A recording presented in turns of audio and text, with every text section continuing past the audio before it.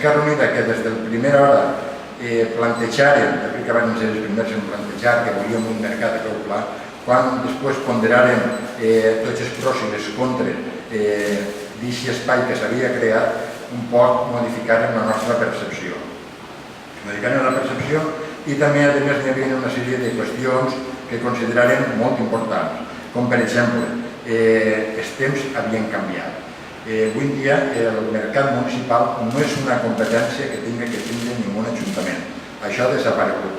Fa 30 o 35 anys, en el ROF, en el Reglament Orgànic i Funcionament dels Ajuntaments, on se diu les coses que tenen que fer els ajuntaments, posa una sèrie de coses que tenen que ofertar.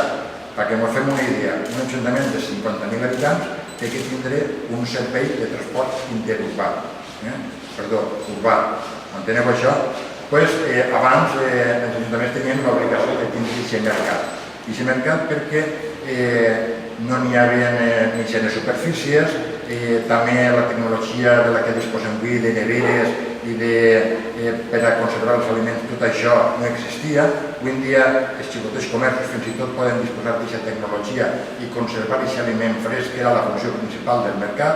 Avui en dia això ha desaparegut i per això ha desaparegut la competència del mercat. És a dir, els ciutadans d'una ciutat no tenim per què mantindre un edifici. Això seria un dels arguments que nosaltres barallem de per què no seria convenient tindre o edificar res en el mercat.